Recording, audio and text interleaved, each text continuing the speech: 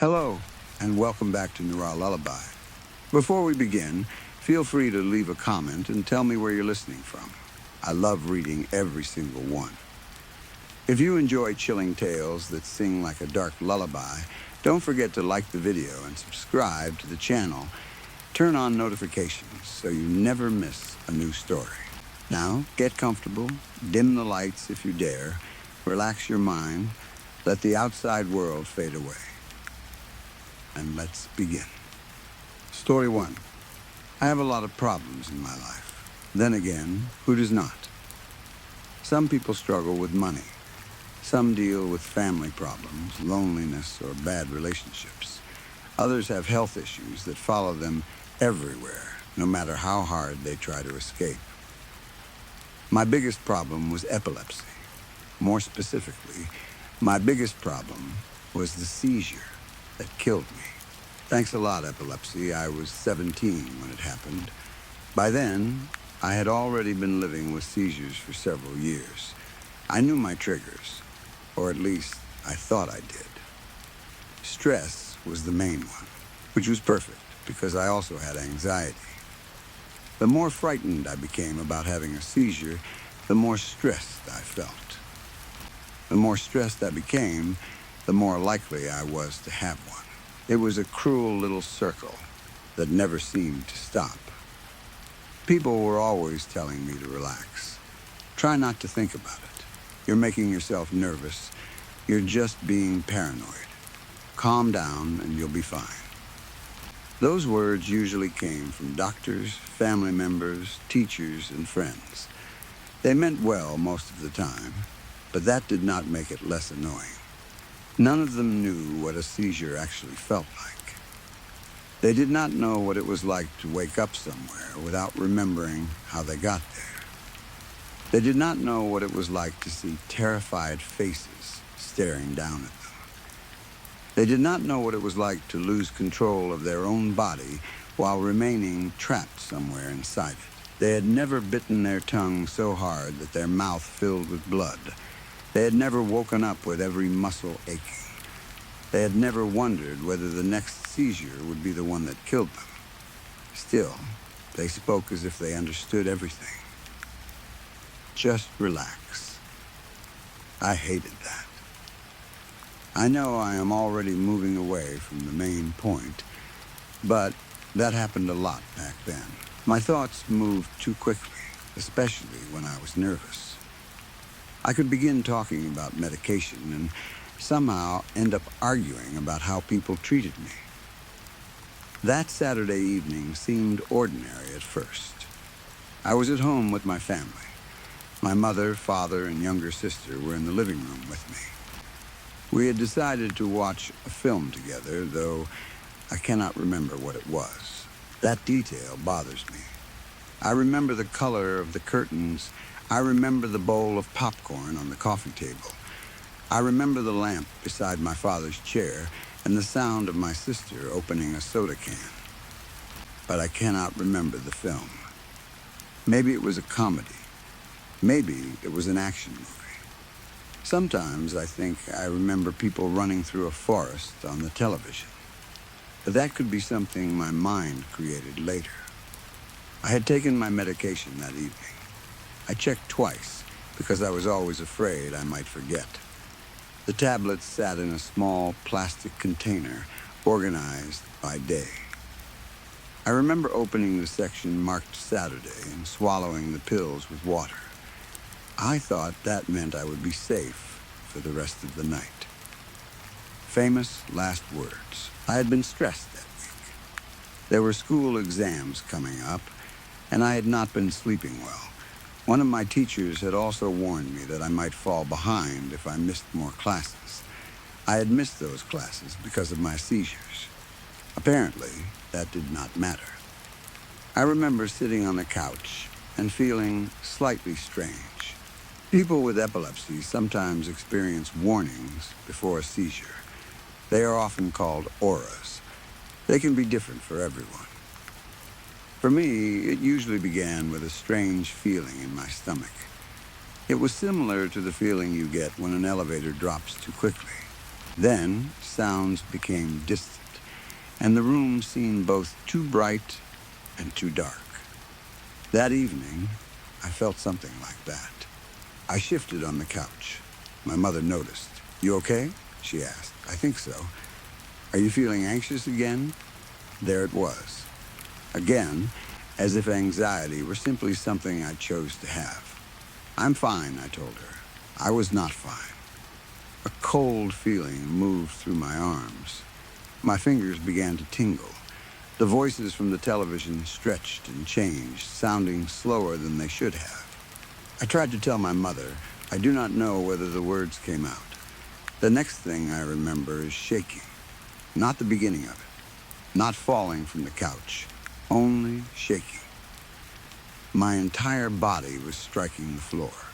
My arms and legs moved without my permission. I could hear people shouting, but their voices came from far away. My mother screamed my name. My father told someone to call an ambulance. My sister was crying. Then everything broke into small pieces. A flash of the ceiling, the side of the couch, my father's hand near my face, the sound of sirens, red and blue light moving across the walls, someone pushing furniture out of the way, a paramedic speaking loudly, my body being lifted, a cold floor beneath my back. Then nothing. People say dying is peaceful. Maybe it is for some people. For me, it felt endless. There was no bright tunnel. I did not see a light or hear beautiful music. There were no dead relatives waiting with open arms. There was only a long moment without time. It felt as though I had fallen into a space where seconds did not exist. I could not tell whether I had been there for a minute or 1,000 years. I was aware, but I had no body. There was no pain. There was also no comfort. I did not breathe, yet I did not feel like I was suffocating. I could not feel my heartbeat because I did not seem to have a heart. Then the darkness opened. I found myself standing in the living room. At least, I thought I was standing. The room looked the same, but everything seemed slightly wrong. The colors were weaker. The air was gray, like a thin layer of smoke had settled over everything. My family was still there. The paramedics were there, too. One of them was kneeling beside my body. My body. It was lying on the floor. My face looked pale. My mouth was open slightly, and there was blood near my lips. Wires had been attached to my chest. Another paramedic held equipment near me while speaking to the others. I looked down at myself. I could see my hands and arms, but they did not seem completely solid. The edges moved slightly, like heat rising from a road. I stepped closer to my body. No one reacted. My mother was on the floor beside me. Sobbing, my father held her shoulders. My sister stood near the hallway with both hands covering her mouth. A paramedic checked the time. Then he said the date and time of death. I remember hearing the words clearly. I had died. Later, I learned that my heart had stopped for only about 3 minutes. For me, it felt much longer. I wanted to scream at my family. I told them I was still there. I stood directly in front of my mother and shouted her name. She did not look at me. My father stared through my chest as if I were not there. I tried to touch my sister, but my hand passed through her shoulder. There was no feeling, only a brief cold pressure. That was when I noticed the others. My family and the paramedics were not the only people in the room. Several figures stood near the walls. At first, I thought they were more emergency workers. Then I realized they were dressed in clothes from different times. One wore a dark suit that looked decades old. Another wore a hospital gown. A woman stood near the window in a long dress. Some looked almost normal. Others did not. One man's face had a deep cut from his forehead to his jaw, but no blood came from it. An older woman had dark marks around her neck. A teenage boy stood with one side of his head crushed inward. They were spirits. I had always believed I was sensitive to things like that. Some people would call me a medium. I had seen strange shapes before, heard whispers in empty rooms, and felt presences that other people could not. But I had never experienced anything like this. The spirits were not watching my body. They were watching me. One of them smiled. It was a young-looking man in a torn jacket. His teeth were gray. "Where do you think you are?" he asked. His voice did not come through my ears. It seemed to appear directly inside my thoughts. "I don't know," I answered. "I'm at home." Several spirits laughed. Their laughter sounded dry and distant, like leaves moving across pavement. "No," the man said. "You're in hell, kiddo." The others laughed again. I looked around the room. "This isn't hell." "Isn't it? Hell is supposed to have fire," I said. "Pain, screaming, demons, and things like that." The man looked towards the other spirits. They seemed amused by my confusion. "You really believe that?" a woman asked. Her eyes were completely black. I thought that was what hell was. The man moved closer. He did not walk normally. One moment he was near the wall. The next he stood only a few feet away. "Hell isn't always fire," he said. "Fire is simple. People understand fire. Burns hurt. Screams frighten you. That's easy." He pointed towards my family. "Real suffering happens in the mind." I looked at my mother, who was holding my lifeless hand. The spirit continued. "You have unfinished business. You have things you wanted, things you hated, and things you never fixed. When someone like you dies, you don't always get to move on. Someone like me? Someone who belongs here." Anger rose inside me. "I don't belong in hell. You don't get to decide." "What happens?" "You stay," he answered. "You remain near the living. You watch them continue without you." My father was helping my mother stand. She almost collapsed. "You see everything you lost," the spirit continued. "Every birthday, every relationship, every moment that could have been yours."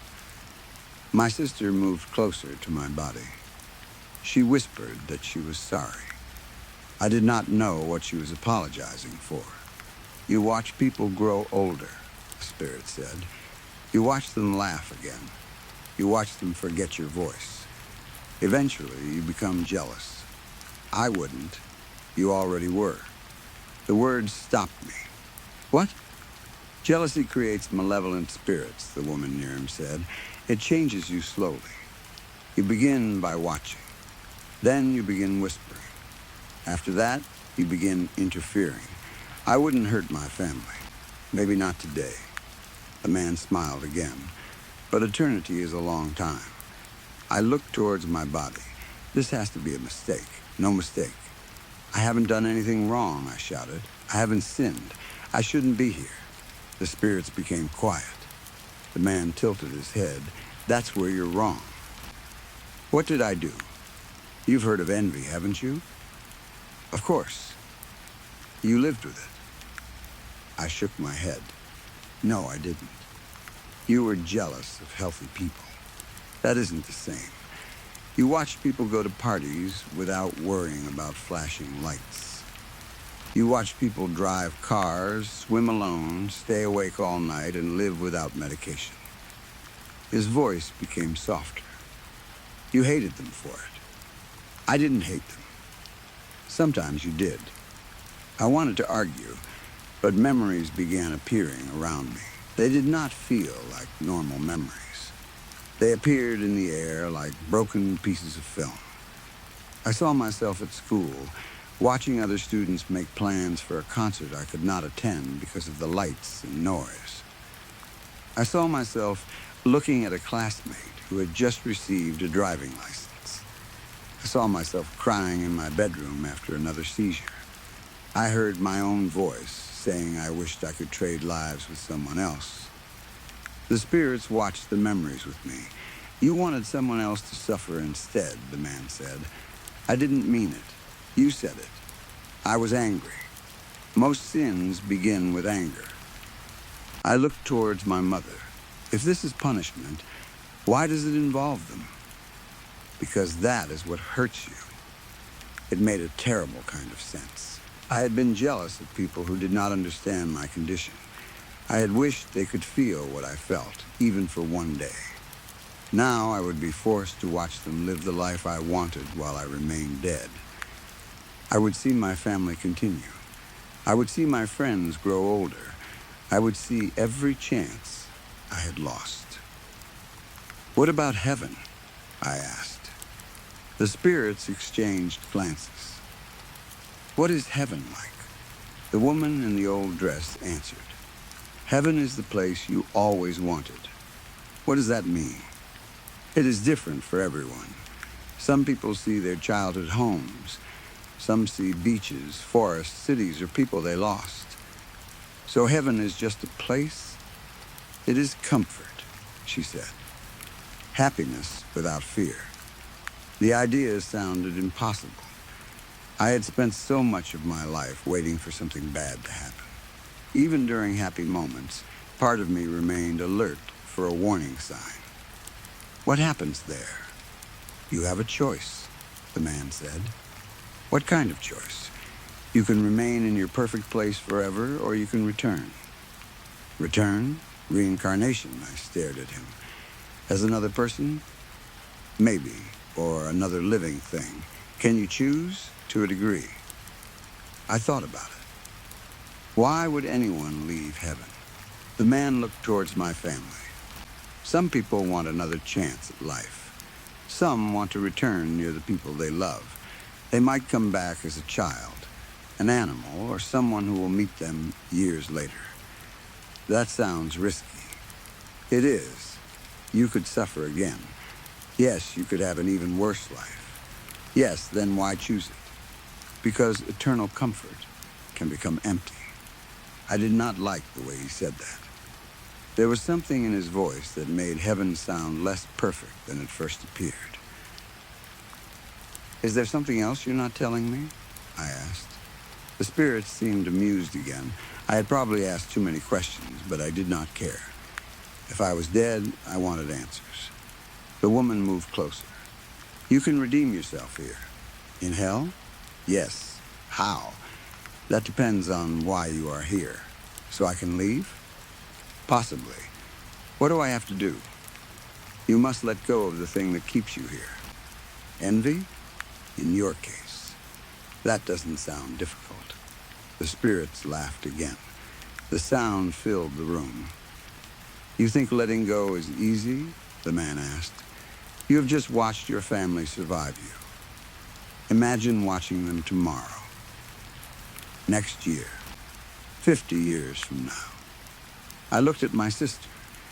She was staring at my body with a look I had never seen before. Imagine watching healthy people complain about small problems, he continued. Imagine seeing them waste opportunities you would have begged for. I understood.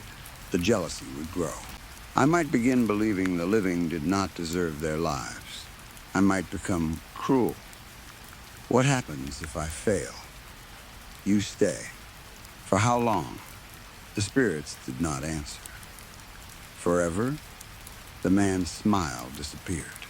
Sometimes, a heavy feeling filled me, though I had no physical body. I looked around at the spirits. How long have all of you been here? The woman turned away. The teenage boy with the crushed head began to cry. The man in the torn jacket did not answer. That was when I realized they were not guides. They were prisoners. They knew how hell worked because they had been trapped there. Some of them may have once been ordinary people. Maybe they had stood over their own bodies and asked the same questions. "What sins did you commit?" I asked. Several spirits disappeared. They did not fade. They were simply gone. The man's expression changed. "That is not your concern. Did you fail to redeem yourselves?"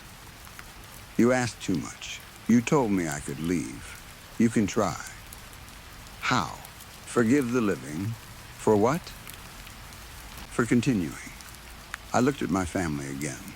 My mother was crying against my father's chest. The paramedics were packing away some of their equipment. One of them covered my body. The sight filled me with panic. "No," I said. "Wait." I moved towards them. They could not hear me. "Don't cover me." My hand passed through the sheet. The spirits gathered behind me. "You have to go now," the man said. I turned. "Go where?" "You don't belong here." I stared at him. "You just said I did." "Not yet." "What does that mean?" The woman looked towards my body. "Something is changing." Before I could ask another question, a violent force pulled me backwards. The room stretched. My family became distant, then rushed towards me. The spirits' voices filled my mind. One of them shouted something I could not understand. The man in the torn jacket smiled one final time. Then pain exploded through my head. I felt my body again. Every part of it hurt. My chest burned. My muscles felt torn. My tongue was swollen, and there was a bitter taste in my mouth. Air rushed into my lungs. I sat upright. Someone screamed. "Oh my God." My mother cried. "She's back." The sheet fell away from my face. A paramedic stumbled backwards. My father looked as though he had forgotten how to breathe. My sister began crying even harder. "That's impossible," my mother said. "Isn't it? That's impossible." The paramedic stared at the equipment. "Well," he said, "I've heard of things like this, but I never thought I would actually see it." He seemed almost as shocked as my family. Another paramedic rushed towards me and told me not to move. I did not understand why everyone looked so frightened. From my point of view, only moments had passed since I was standing beside them. "My head hurts," I groaned. I raised one hand to my forehead. The movement made everyone step back. My mother grabbed me and held me so tightly that I could barely breathe. The paramedics began checking my pulse, eyes, breathing, and blood pressure. They asked me my name and whether I knew where I was. I answered correctly. They asked what day it was. I hesitated because I remembered what not Jerome, the spirit. My mind felt confused. I gave the correct day. Then I noticed one paramedic holding a clipboard. There was a form attached to it. I could see my name near the top. They had already recorded the time of my death. Still feeling dizzy, I pointed towards the paper. "I guess you'll have to cancel my death certificate," I said. No one laughed. My mother stared at me with horror. The paramedic's face went pale. I had meant it as a joke. Dark humor had always helped me deal with my condition.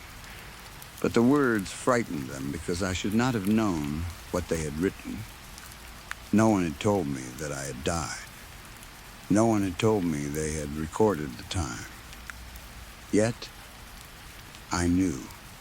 They took me to the hospital. Doctors performed test after test. They explained that my heart had stopped for around 3 minutes before suddenly starting again.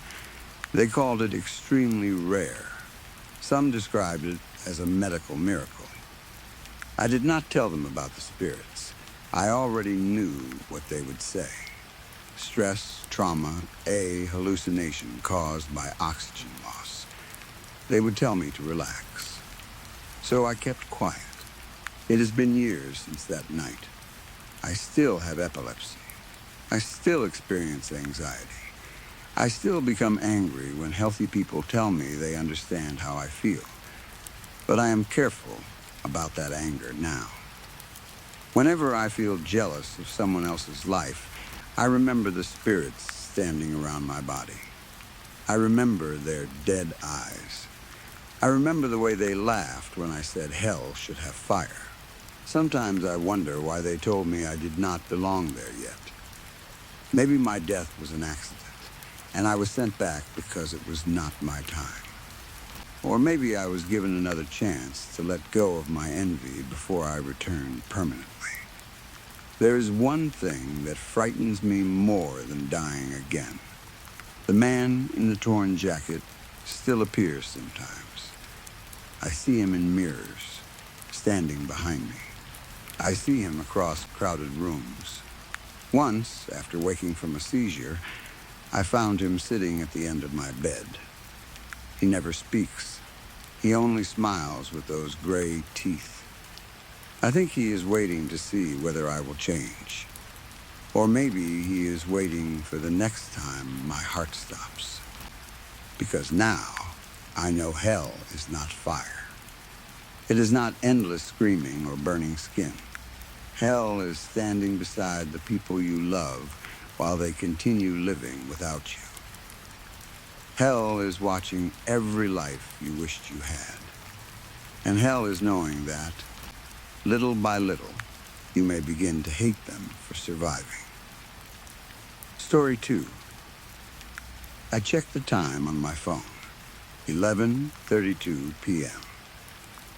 I stare at the numbers for a few seconds, hoping I somehow read them wrong. I was supposed to go to bed 3 episodes ago. Every time the ending credits appeared, I told myself the next one would be the last. Then, the next episode started automatically, and I stayed on the couch. I have an important meeting with my boss in the morning. He has already warned me twice about arriving late, and I cannot afford to give him another reason to question whether I am taking my job seriously. With a tired groan, I turn off the television and force myself to stand. The apartment becomes strangely quiet when the screen goes dark. A moment ago, the room was filled with music, dialogue, and bright colors. Now I can hear the low hum of the refrigerator and the soft ticking of the clock above the kitchen doorway. I stretch, feeling my back crack, then begin my usual routine before bed. I brush my teeth, wash my face, and run a brush through my hair. I check the lock on the front door, then check it again, because I can never remember whether I actually locked it or only thought about locking it. The windows are shut. The kitchen door is secure. Everything looks normal. The only thing left to do is say goodnight to Albert. Albert is my dog. He is old now, much older than he acts most days. His fur has started turning gray around his mouth, and his legs sometimes shake when he first stands up in the morning. He cannot run the way he used to, but he still follows me from room to room and waits outside the bathroom whenever I shower. He is usually asleep by this time. I expect to find him curled up in his bed near the couch. Instead, he is sitting in front of the glass patio door. His back is straight. His tail is tucked tightly beneath him, and his ears are pressed flat against his head. His eyes remain fixed on the backyard. He is so still that he almost looks like a statue. Albert? He does not turn.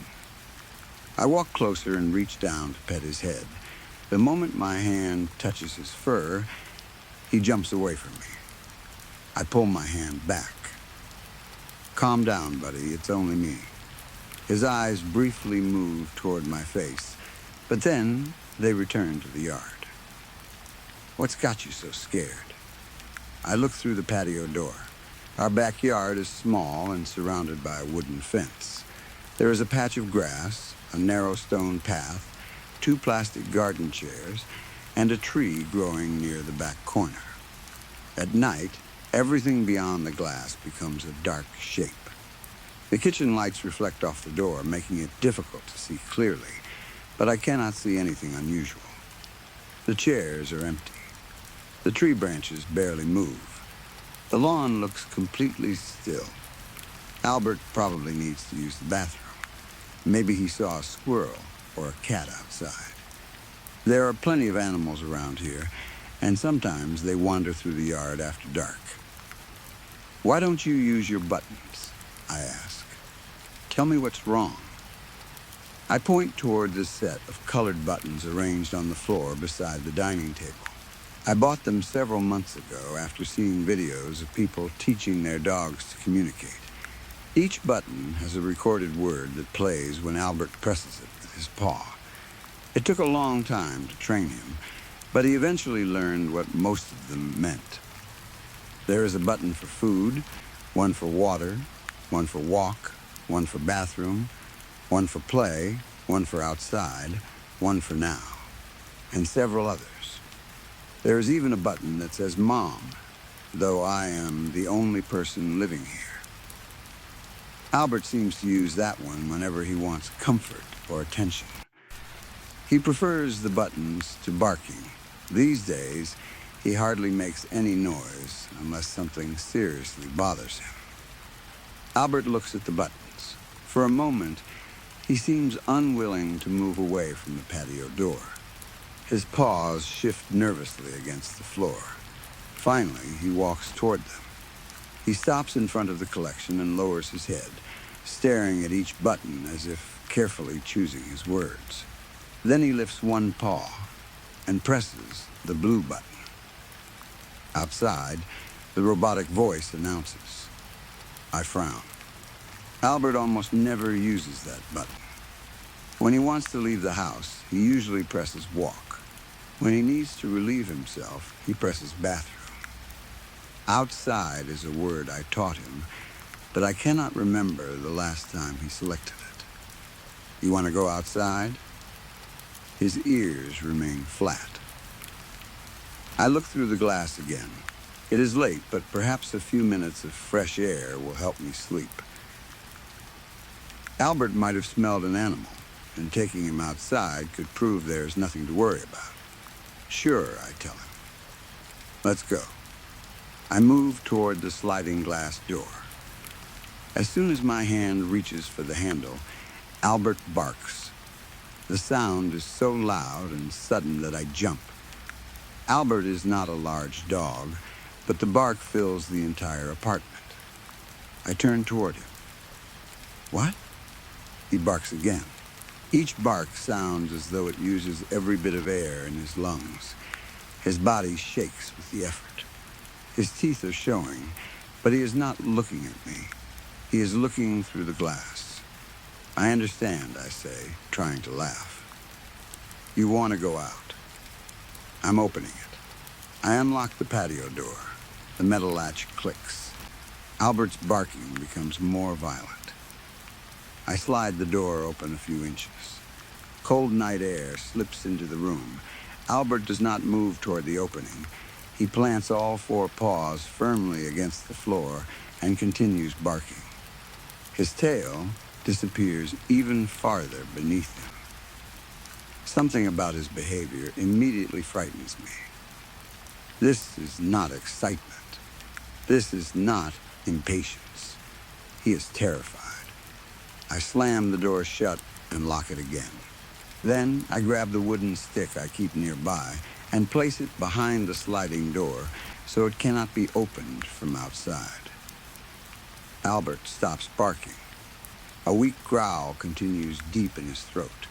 I stand beside him, staring at the yard. There has to be something outside. Albert has never acted like this before. He once slept through a thunderstorm strong enough to knock branches from the tree. He barely reacted when a delivery worker accidentally opened the front door. Something out there has frightened him badly. I reach for the patio light switch and flip it upward. Nothing happens. The yard remains dark. I flick the switch off and on again.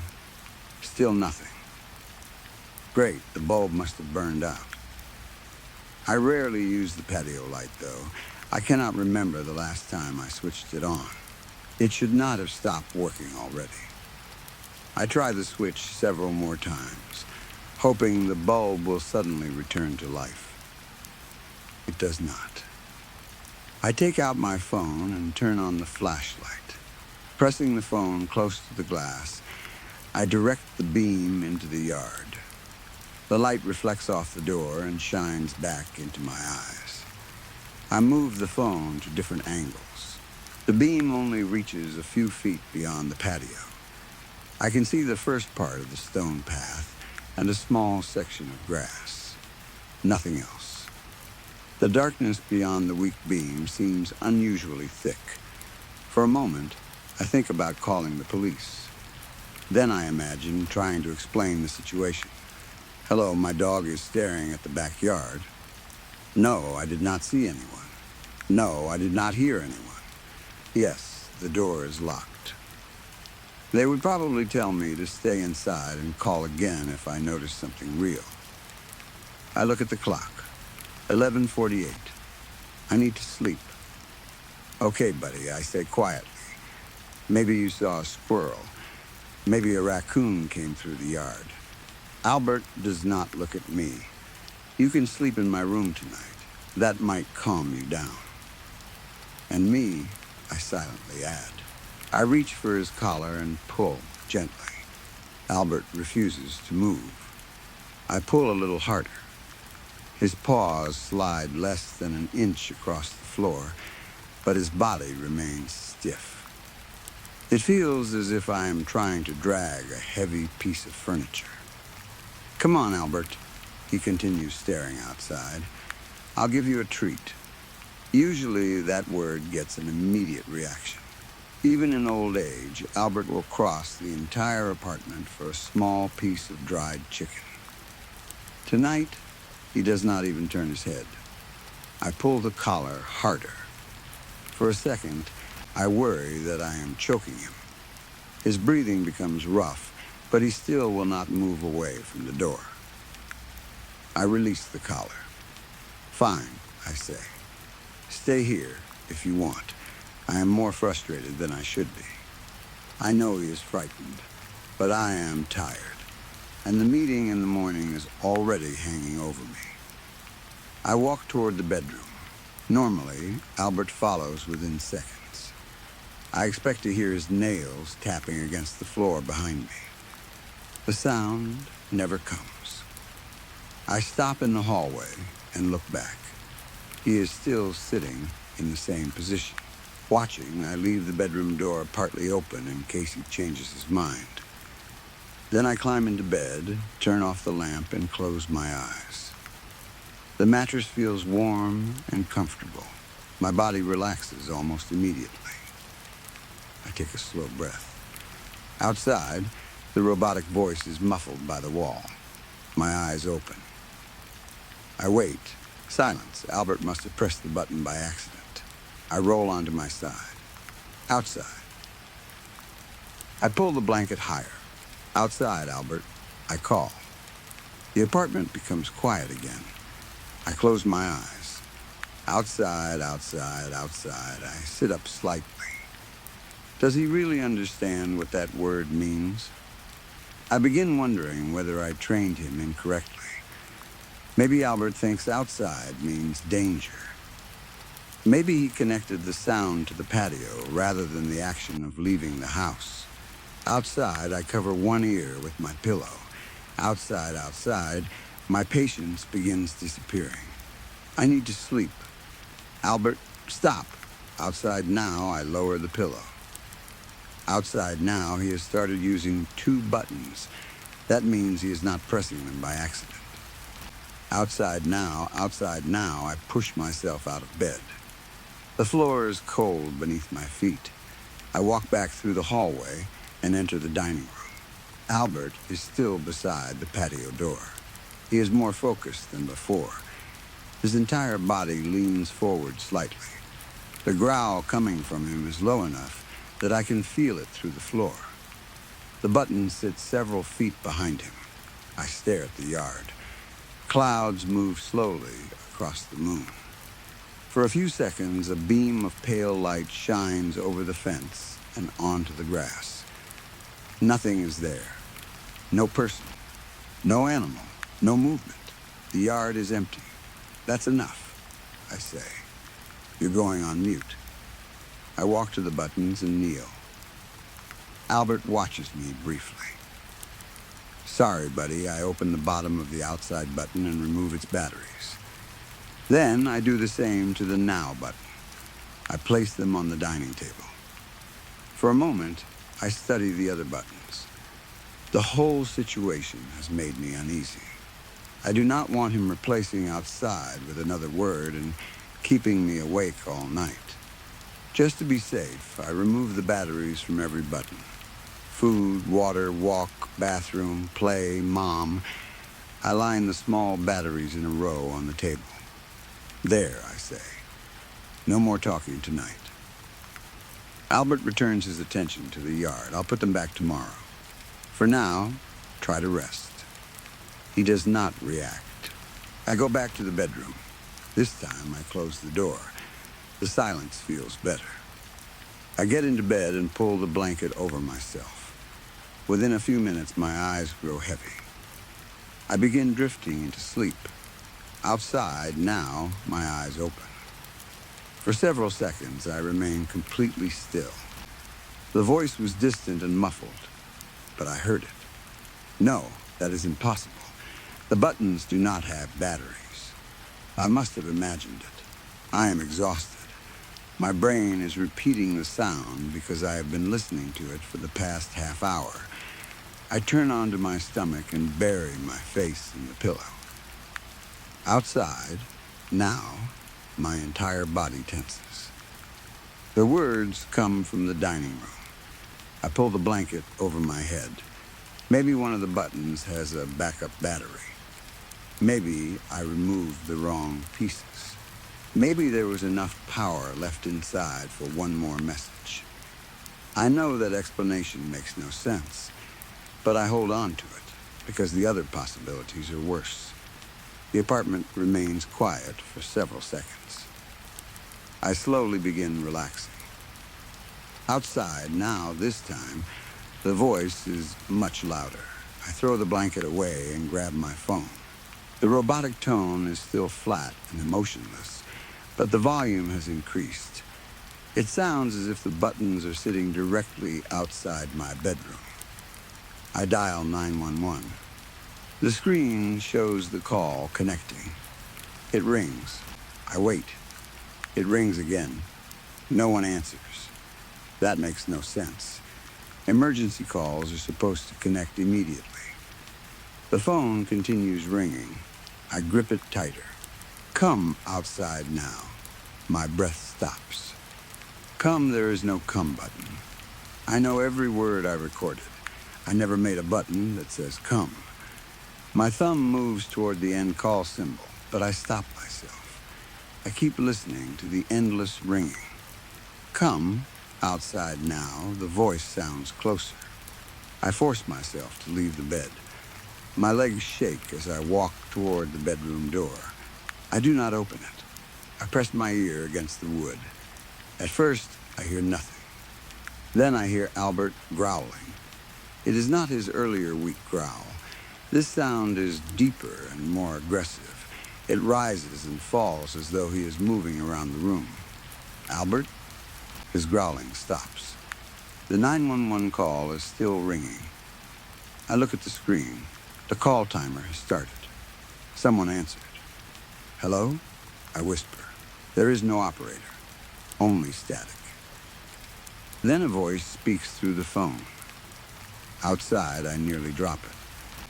The voice is the same robotic recording from the button. Who is this? Now, I end the call. Immediately, something hits the patio door. The impact shakes the apartment. I jump back from the bedroom entrance. Albert begins barking. Another impact strikes the glass. Then, another. The sound is heavy, like someone throwing their body against the door. I do not know what to do. The front door is on the other side of the apartment. To reach it, I would have to pass the dining room and the patio. I could climb out the bedroom window, but I live on the second floor. I call 911 again. This time, the call disconnects before it rings. I try once more. No service. My phone had full reception only minutes ago. The barking stops. The silence that follows is worse. Albert? No response. I slowly turn the bedroom handle. The door opens with a soft click. The hallway is empty.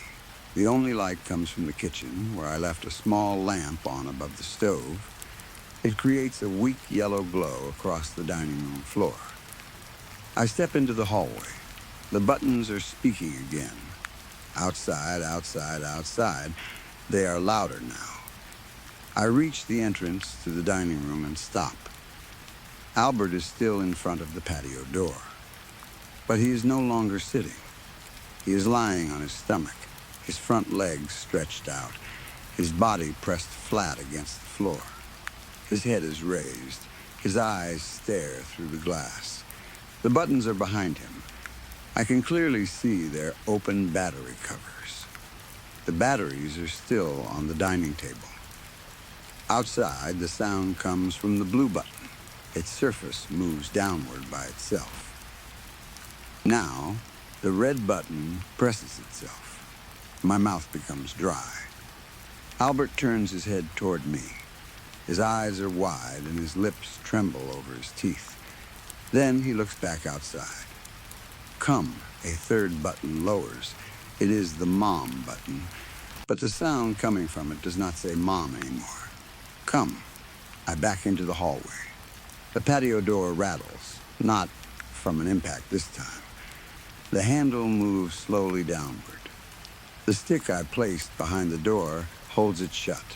The handle returns to its position. Then it lowers again. Someone is trying to open the door from outside. I raise my phone and turn on the flashlight. The beam reflects against the glass. For a second, I see only my own frightened face. Then something moves behind my reflection. A shape passes across the yard. It is tall, too tall. It moves from one side of the patio to the other without making a sound.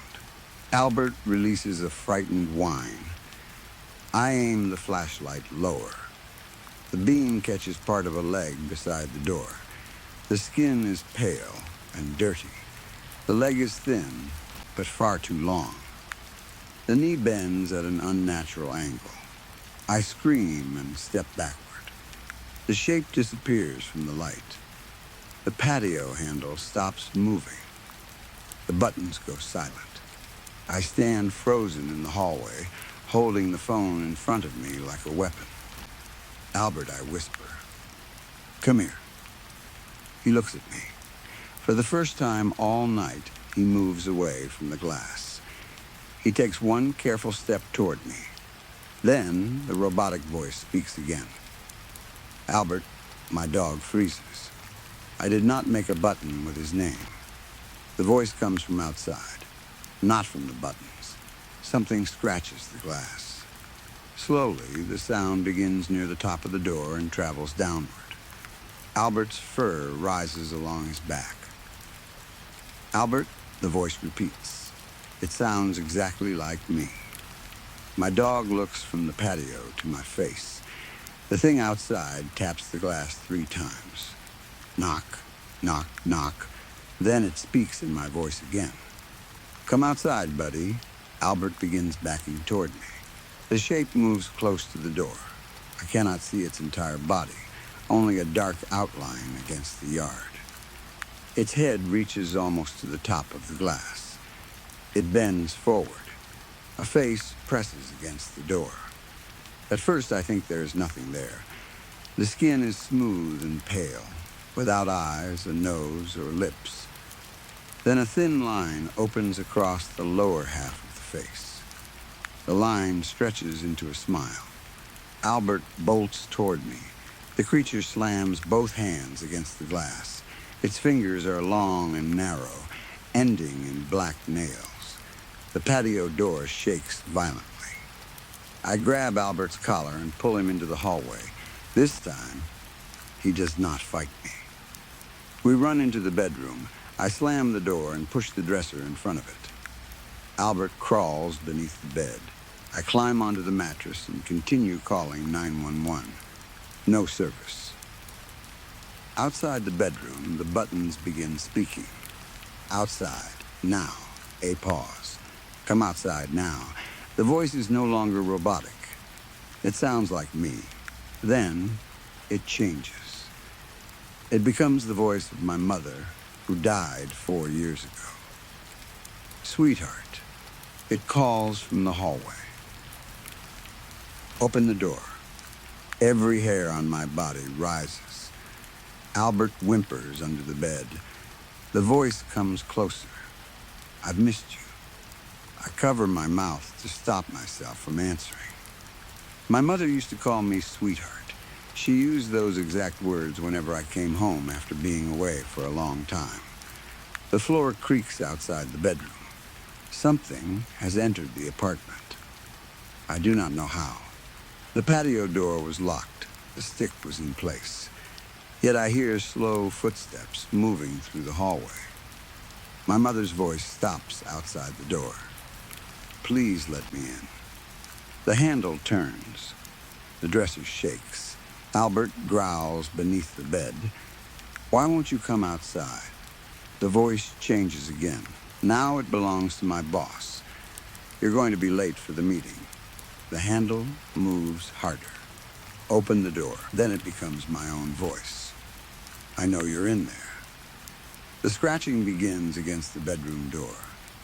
I sit with my back against the wall, holding the phone in both hands. A message appears on the screen. It comes from an unknown number. Come outside. Another message follows. Albert wants to go out. Then another. He has been trying to warn you. I stare at the words. The scratching stops. Albert crawls out from under the bed. He looks toward the door, then toward me. Slowly, he walks to my side.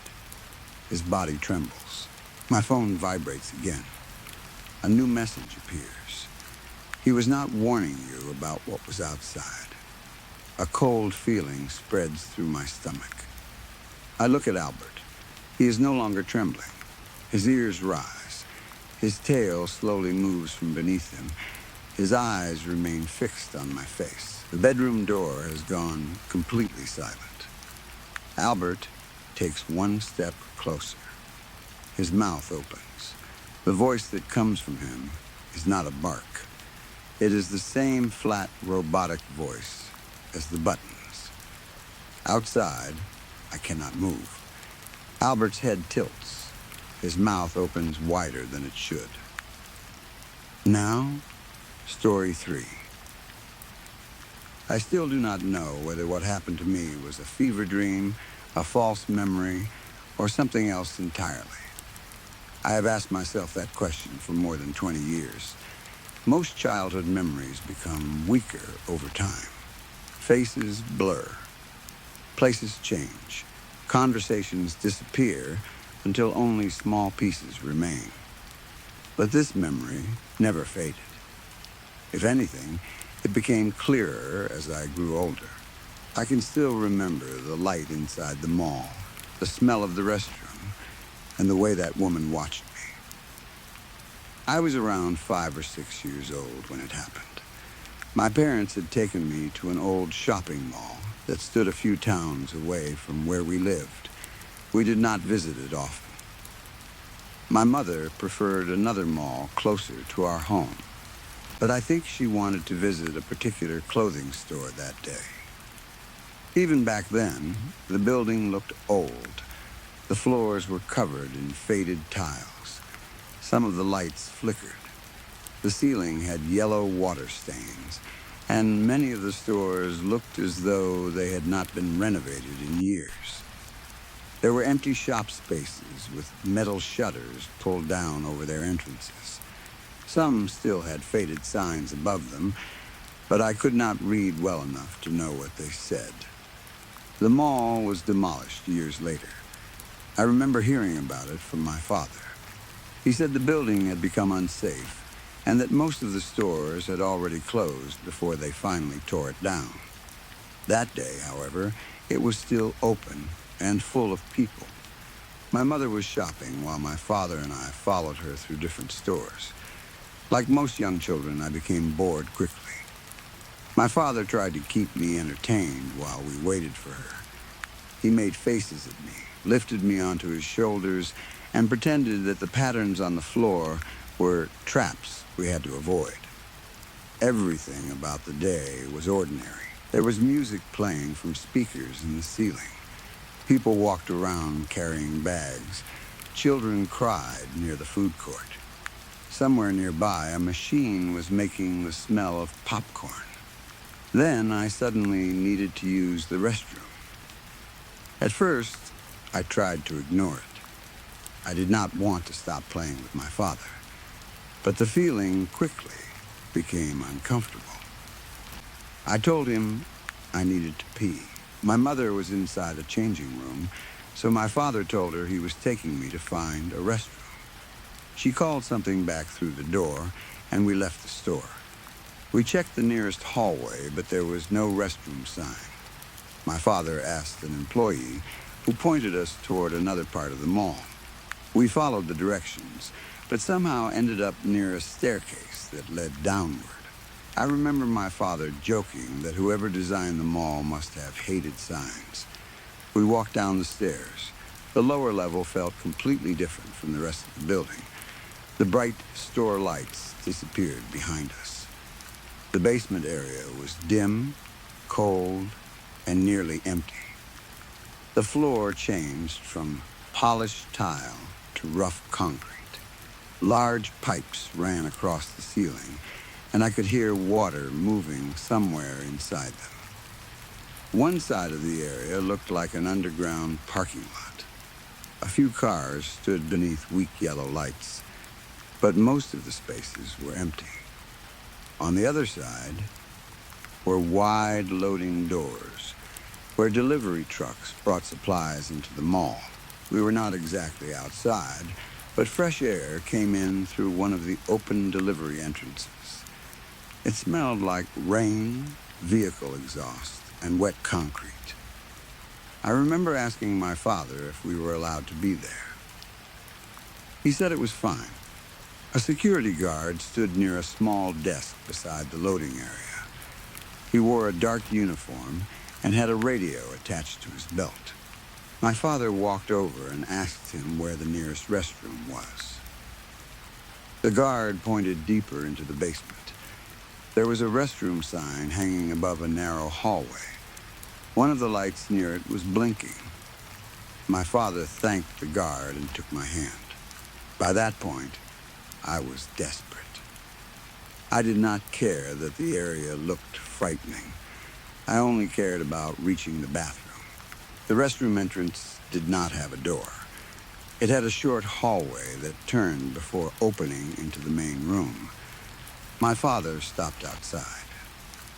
"Do you want me to come in with you?" he asked. At that age, I had recently decided that I was old enough to do certain things alone. Going to the restroom without help was one of them. "No," I told him. "I can do it." "Are you sure?" "Yes," he smiled and said he would wait outside. I hurried into the restroom. It was darker than I expected. Only half the ceiling lights were working. The rest of the room was lit by a weak bulb above the sinks. The walls were covered in small white tiles, many of them cracked or stained. Water dripped slowly from one of the faucets. The room smelled of old pipes and strong cleaning chemicals. I rushed into a stall and locked the door. At first, I thought I was alone. I did what I needed to do, flushed the toilet, and opened the stall. That was when I noticed the woman. She stood at one of the sinks, washing her hands. She had long, dark hair that reached halfway down her back. She was wearing a dress that looked too formal for a shopping mall. It reminded me of the dresses women wore to church on Sundays. The fabric was pale, though I cannot remember the exact color. She was thin and very still. I had not heard her enter. That frightened me a little, but I told myself she must have been there the entire time. I started walking toward the exit without washing my hands. I was a child, and I thought I could get away with it if no one saw me. Then, I felt the woman looking at me. I did not actually see her turn her head. I only felt it. It was a heavy, uncomfortable feeling, like someone pressing a finger between my shoulders. I stopped. For some reason, I suddenly felt guilty about not washing my hands. Maybe I thought the woman would tell my father. Maybe I simply did not want her to think I was dirty. There was a lower sink designed for children near the end of the row. I walked over to it and turned on the water. The pipes made a loud groaning sound. I reached for the soap dispenser and began washing my hands. I tried not to look at the mirror. The woman stood 2 sinks away from me. I could see part of her shape in the edge of my vision, but I avoided looking directly at her. She was no longer washing her hands. I could not hear the water running at her sink. She was simply standing there, watching me. I remember wishing I had allowed my father to come inside. The room suddenly felt much larger and darker than it had before. The exit seemed far away. I rubbed my hands together quickly. The woman did not speak. I did not hear her move, but I had the strange feeling that she was closer than before. I kept my eyes on the water. A cold feeling moved through my stomach. Something inside me was telling me to run. I shut off the faucet. For 1 second, I saw the woman in the mirror. She was standing directly behind me. Her face looked pale. Her eyes seemed dark and empty. I do not remember seeing her mouth move, but I had the feeling that she was smiling. I ran. I did not dry my hands. I did not look back. I sprinted through the short hallway and out of the restroom. My father was waiting near the entrance. The moment I saw him, I felt safe again. I ran into him and wrapped my arms around his legs. He laughed and asked why I was in such a hurry. I told him I wanted to go back to Mom. He noticed that I was shaking and asked whether something had happened inside. I said no. I did not know how to explain the woman. She had not touched me or spoken to me. I was afraid my father would say I was being silly. He picked me up and began carrying me back toward the stairs. As we walked away, I looked over his shoulder. The woman was standing at the restroom entrance. She was not following us. She was simply standing there, half hidden by the darkness of the hallway. Her long hair hung around her face. She stared directly at me. I looked away and buried my face against my father's shoulder. We returned to the main level and found my mother. The bright lights, music, and crowds made the basement feel like another world. I did not tell her what had happened. The rest of the day was normal. We ate something from the food court. My mother bought clothes. My father bought me a small toy from a shop near the entrance. By the time we drove home, I had almost forgotten about the woman. Later that evening, I became sick. It started with a headache. Then I began feeling weak and cold. My mother touched my forehead and said I was burning up. She gave me medicine and placed a wet cloth on my head. I remember lying in bed while my parents talked quietly outside the room. My body hurt. The blanket felt too hot, but every time my mother removed it, I began shivering. At some point, I fell asleep. Then I woke up somewhere else. The best way I can describe that place is to say it looked like a room made of flesh. I know how ridiculous that sounds. For years, I avoided describing it because I knew people would think I had imagined everything. Maybe I did. But in that moment, the place felt real. The walls were red and wet. They moved around me. Every few seconds, the entire room tightened and relaxed, as though it were breathing. Thick veins ran through the walls. Dark fluid dripped from the ceiling and collected in warm puddles beneath me.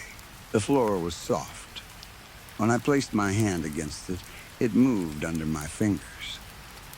I felt as though I had been swallowed by something enormous.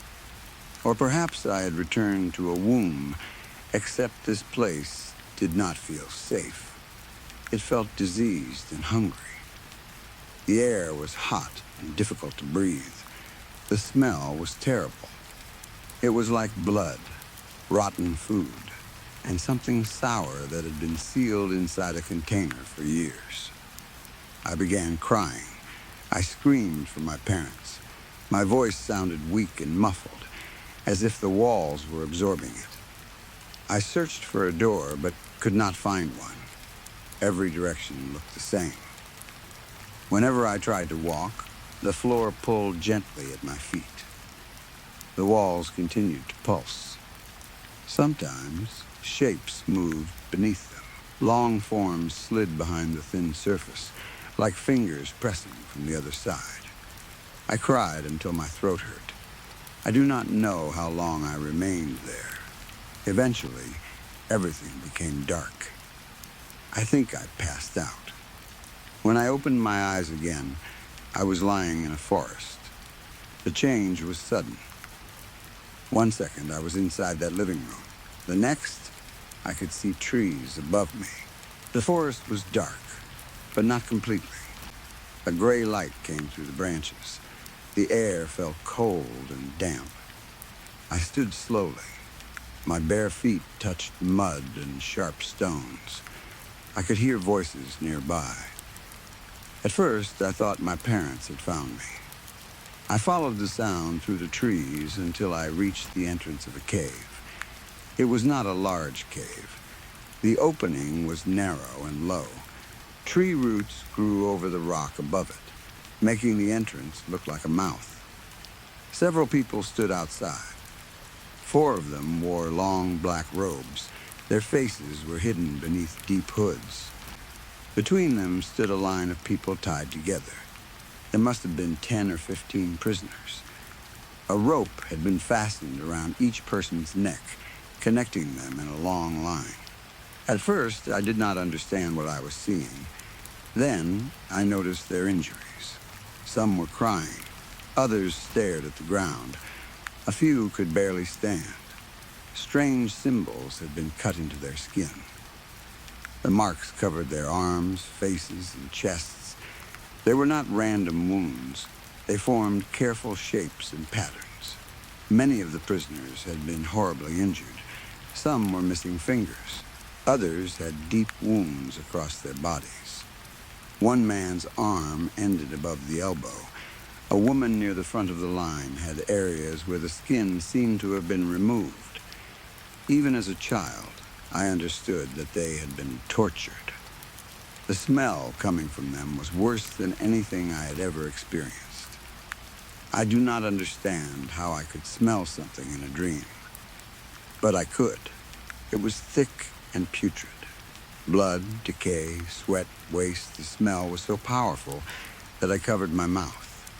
Even now, more than 20 years later, I still remember it. Sometimes a similar smell in the hospital brings the entire memory back without warning. I hid behind a large rock beside the cave. I could still see the group, but I hoped they could not see me. 2 of the robed figures were searching the area around the cave entrance. They moved their hands over the walls and pushed aside roots and stones. The other 2 stood behind the prisoners. That was when I saw the woman. She was standing in the line, the same woman from the mall restroom. Her long dark hair covered part of her face. She wore the same dress, though it was now dirty and torn. At first, I almost did not recognize her. She looked different in the forest. Her skin seemed thinner. Her face was pale, and the areas around her eyes were dark and hollow. She stood perfectly still. Unlike the other prisoners, she was not crying. She was not struggling. She looked as if she had been waiting for something. Then she turned her head. She looked directly at me. Our eyes met. I felt the same fear I had felt in the restroom, only much stronger. The woman raised one arm. She pointed at me. She did not shout. She did not say anything. The robed figures all turned toward the place where I was hiding. I tried to run, but one of them reached me before I had taken more than a few steps. A hand grabbed the back of my shirt. I screamed and kicked. The robed figure lifted me from the ground. I could not see the face beneath the hood. There was only darkness. The other figures gathered around me. I could sense confusion in the way they moved. They seemed surprised to find a child there. One of them placed a hand against my forehead. Another looked toward the woman. She continued pointing. The robed figures did not ask questions. They dragged me toward the line. I begged them to let me go. I told them my parents were looking for me. I told them I was not supposed to be there. They ignored me. A rough rope was tied around my neck. I was placed at the back of the line. The prisoner in front of me was an old man with wounds covering his back. He turned his head slightly and looked at me. His eyes were full of fear. He tried to say something, but no sound came out. The ropes were pulled tight. I cried harder than I had ever cried before. The woman stood several places ahead of me.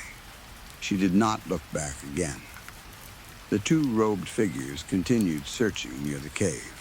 After some time, one of them found something hidden behind hanging roots. They pulled the roots away. A small wooden door had been built into the rock. The door was old and heavily chained. Rust covered the metal, and strange symbols had been carved into the wood. The robed figures worked together to remove the chains. The metal scraped loudly against the stone. The prisoners began reacting before the door had even opened. Some tried to move backward. Others fell to their knees. The guards pulled on the ropes and forced them upright. Everyone knew what was behind that door except me. When the final chain fell, the wooden door slowly opened. Darkness waited beyond it. A smell poured out. It was far worse than the smell of the injured people. Imagine every dead animal, every rotten piece of meat, every dirty drain, and every pile of human waste being mixed together and left inside a hot room for years. Even that would not describe it properly. The smell felt alive. It filled my mouth and lungs. I began gagging. The line started moving. The opening behind the door was too small to walk through. The first prisoner dropped onto his hands and knees. A robed figure pushed him forward. He crawled into the darkness.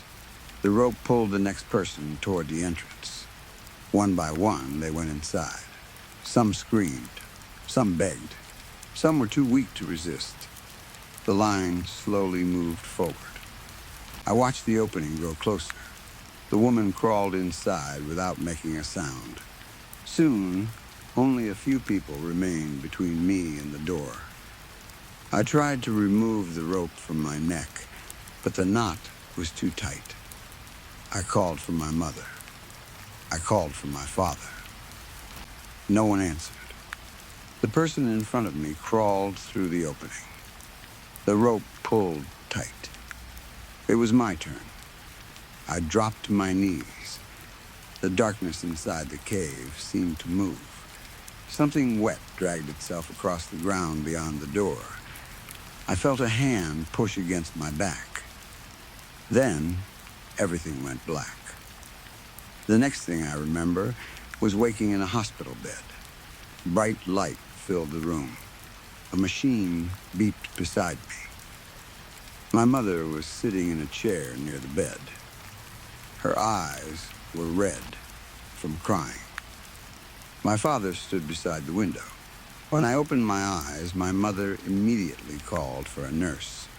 I later learned that I had been unconscious for 3 days. I had dengue fever. My parents told me my condition had become serious very quickly. They had rushed me to the hospital after I stopped responding to them. The doctors believed the fever had caused hallucinations and confusion. I never told anyone about the mall or the cave. Not my parents, not the doctors, not my friends.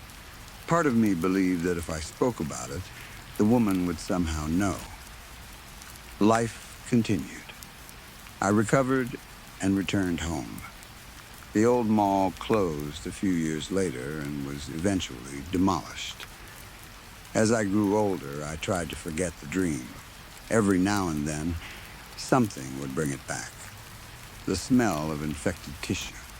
A particular pattern scratched into a desk. The sight of a woman with long, dark hair. Whenever that happened, I would feel sick. Sometimes I actually vomited. Still, I grew up like any other child. I went to school, made friends, and built a normal life. The experience affected me more than I admitted, but I kept it buried. Eventually, I became a doctor. It had always been my dream. I liked the idea of understanding the human body. Medicine gave me explanations. It turned fear into symptoms, diagnoses, and treatments. For years, I believed that my childhood memory had been nothing more than a terrible fever dream. Children imagine strange things. A high fever can cause vivid hallucinations. The woman in the mall had probably been an ordinary stranger. My sick brain had placed her inside the nightmare because she frightened me earlier that day. That explanation made sense. I accepted it. Then, I saw her again. It happened recently during one of my shifts in the emergency department. We received a call that an unidentified woman was being brought in with severe injuries. When the paramedics arrived, the trauma team was ready. The patient was unconscious and covered in blood. Her clothes were torn, and much of her body had been wrapped in emergency dressings. We transferred her onto the hospital bed. The moment I saw her face, I stopped. It was the woman from the restroom. The same long hair, the same pale skin, the same hollow eyes, though they were closed. She had not aged. More than 20 years had passed, but she looked exactly the same. I told myself it was impossible. There had to be a resemblance, nothing more. Then I saw the symbols cut into her skin. They were the same symbols I had seen on the prisoners outside the cave. My hands began to shake. One of the nurses asked whether I was all right. I said I was fine. We began treatment. I tried to save her. I truly did. Her injuries were extensive. She had multiple fractures, severe soft tissue damage, blood loss, and clear signs of prolonged abuse. Some of the wounds were unlike anything I had seen in my career. I will not describe everything. There is one detail I still cannot bring myself to write about. It is also one of the reasons I am convinced this was not simply a case of mistaken identity. She should not have been alive when she arrived. The fact that her heart was still beating was almost impossible. For a short time, we managed to stabilize her. I stood beside the bed watching the monitor. I wanted her to wake up. I needed to ask whether she remembered me. I needed to know what the cave was. I needed to know why she had pointed at me. But her condition suddenly worsened. Her blood pressure collapsed. We attempted everything we could. her body finally gave out. She died on the table. The hospital admitted her as a Jane Doe. She had no identification, no wallet, no phone, nothing that told us who she was or where she had come from. According to the paramedics, she had been found in a public place. I cannot provide more details because of patient privacy and the ongoing investigation. The police became involved almost immediately. They took photographs, collected evidence, and interviewed the staff members who had treated her. I tried asking questions. Where had she been found? Who had called the ambulance? Had anyone seen who left her there? Did the symbols mean anything? Every time, I received the same answer. It's being handled. That answer only made me more afraid. Since then, I have barely slept. When I close my eyes, I see the cave door. I smell the prisoners. I see the woman raising her arm and pointing at me. I keep thinking about the fact that she looked exactly the same as she did when I was a child. No aging, no change, nothing.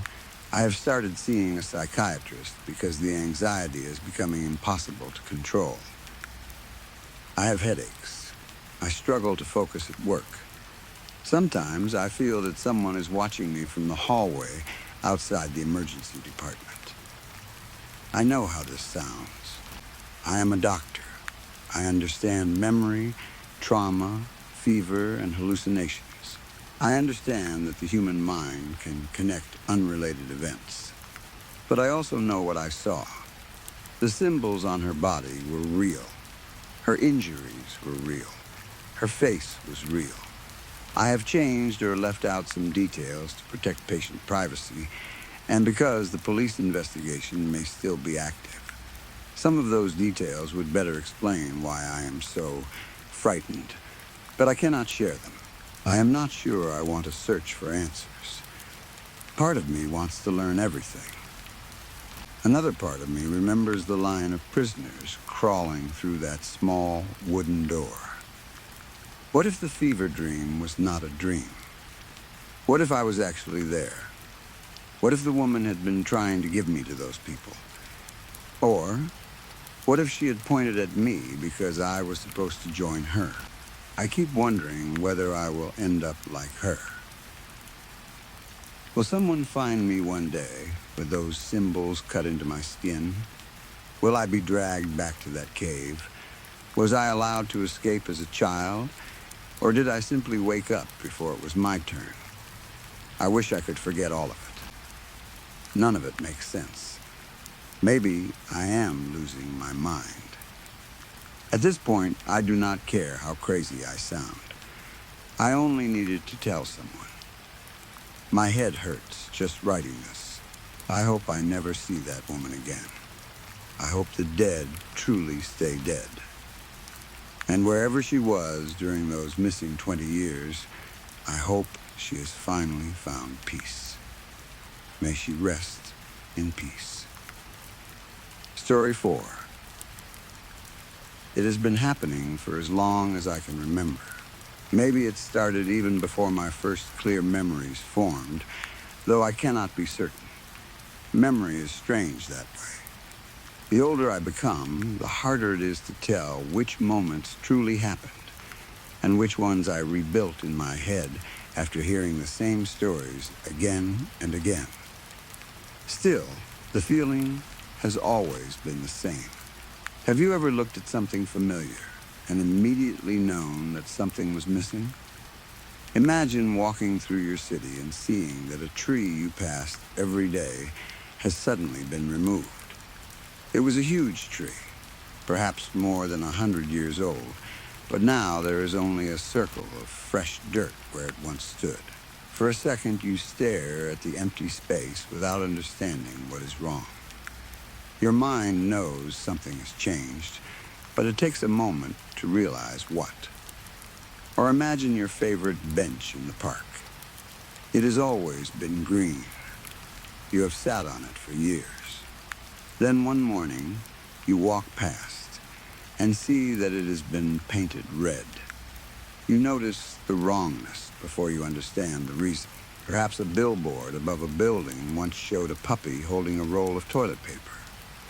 You looked at it every morning on your way to work without really paying attention.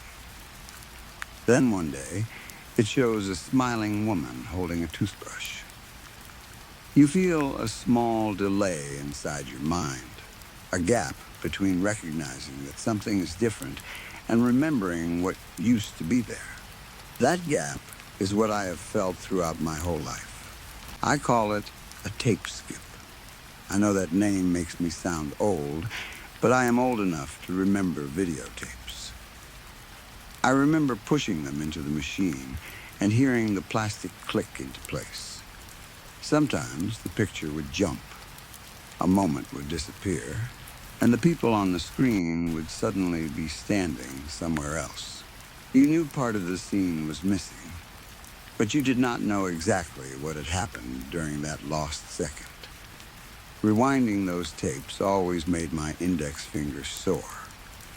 Sometimes I wish life came with a rewind button too.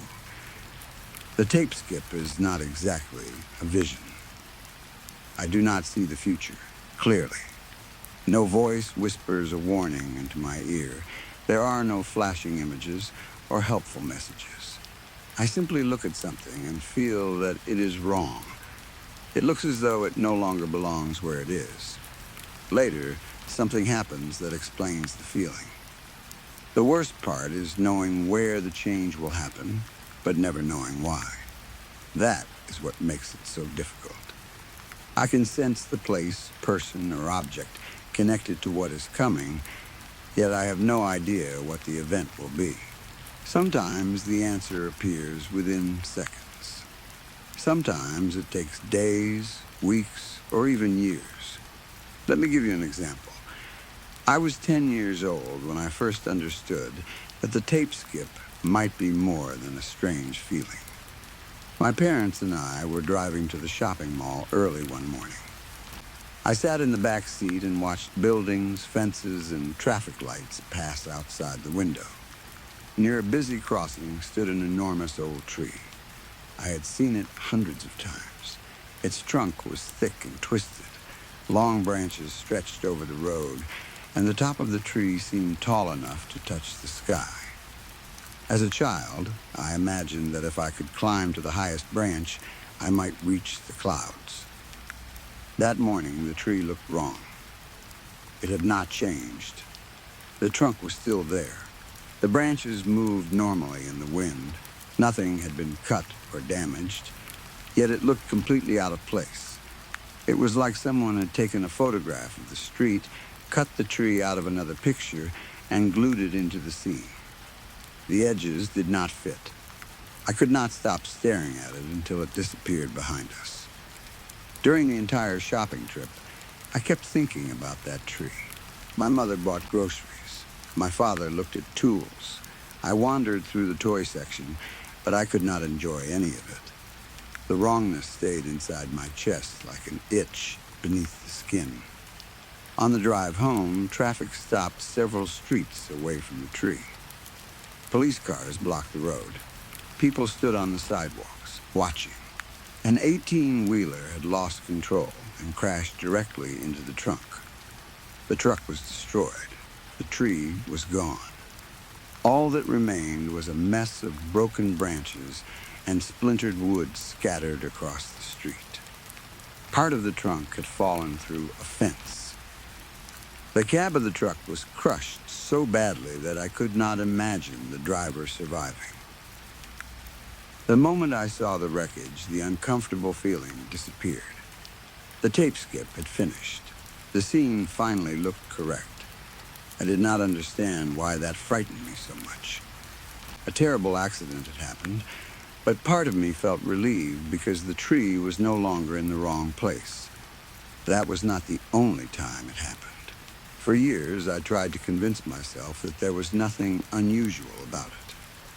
Maybe I was simply noticing small details without realizing it. Perhaps I had seen weakness in the tree trunk or noticed that the truck was moving too quickly before anyone else did. Maybe my mind was creating connections after the events had already happened. That is what reasonable people would say. That is what therapists later told me. But I know what I felt. I still do not have a better name for it than a curse. If other people experience it, I feel sorry for them. I hope I am the only one. If the curse belongs only to me, then I can believe I was simply given a bad hand by chance. I can accept that I alone must live with the fear. The thought of other people walking around with the same uncertainty is worse. Not every tape skip led to something terrible. When I was young, some of them were exciting. I would stand in front of a mirror and search my reflection for anything unusual. If my mouth or shirt looked strange, I would wonder whether my parents were planning to take me out for ice cream. I searched my bedroom for signs that a new toy might appear. Before Christmas, I stared at the empty space beneath the tree, trying to sense what presents would be placed there. I sometimes watched our television for hours, even when it was switched off, hoping it looked wrong because my parents were about to replace it with a new one. Once, the corner beside the television gave me that feeling for almost a week. On Christmas morning, I found a new game console there. For a child, the whole house became a place of mystery. Every object might change. Every strange feeling might be the beginning of a surprise. I began showing off at school. I could not explain exactly what would happen, but I sometimes guessed when a teacher would be absent, or when a lesson would be canceled. I warned classmates before they got into trouble. Sometimes I told them not to stand near a certain window or avoid a particular road. When I was right, they treated me like some kind of young fortune teller. I was never one of the most popular children, but people found me interesting. For the first time, I had more friends than I could count. At first, I told everyone about the tape skips. Then people began looking at me strangely. Teachers asked questions. My parents became uncomfortable whenever another parent mentioned my predictions. They told me to stop saying such things. My father said I was only searching for attention. My mother said people might think there was something wrong with me, so I learned to stay quiet. I only told friends I trusted. They thought it was exciting. To them, I was an oracle with scraped knees and dirty shoes. If I told them to be careful, they laughed, but most of them listened. Then, Danny began to look wrong. Danny was one of my closest friends. We played together almost every afternoon. He was loud, reckless, and always covered in small cuts from climbing fences or falling off his bicycle. At first, the wrongness around him was weak. I would glance at him and feel a small pause, as though my mind had skipped over part of a recording. Over the next few days, the feeling grew stronger. His face was the same. His clothes were normal. He laughed and spoke exactly as he always had. But he seemed out of place.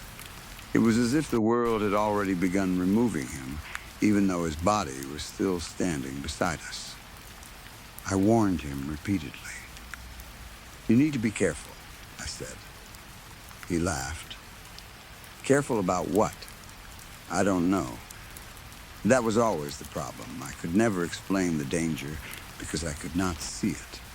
"Don't go anywhere alone," I told him. "Stay near your parents. Avoid roads and water. Don't climb anything." He told me I worried too much. His family was preparing for a camping trip, and he could not think about anything else. He talked about sleeping in a tent, cooking over a fire, and exploring the woods. Part of me felt relieved because he would be with his parents.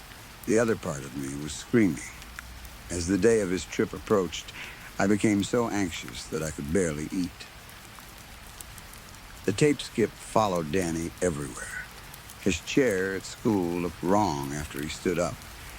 His bicycle looked wrong when it was leaning against the wall. Even his name sounded strange when someone spoke it. I begged him not to go. He became annoyed with me. "You're not always right," he said. He was correct. Sometimes the feeling led to harmless things. A broken cup, a new coat, a change in the weather. I wanted to believe Danny's tape skip would be harmless too. His family left on Friday. They returned on Sunday morning, 2 days earlier than planned. Danny was not with them. When I saw their car arrive, I ran across the street. His mother stepped out looking pale and empty. His father spoke to a police officer beside the gate. I asked where Danny was. Neither of them answered. Then I heard someone say that he had become separated from them during a hike. He was missing. I began shouting. I asked his parents whether he had said anything before disappearing. I asked where they had last seen him. I begged them to take me to the campsite because I believed I could help find him. My parents had to drag me away. Search teams looked for Danny for weeks. They never brought him home. His parents moved away from our neighborhood soon afterward. At the time, I did not understand why. Years later, I learned more about what had happened during the trip. I wish I had not searched for the truth. There are some details I refuse to write down. It is enough to say that the story his parents told the police did not match what searchers found. I had sensed that something would happen to Danny, but I had not saved him.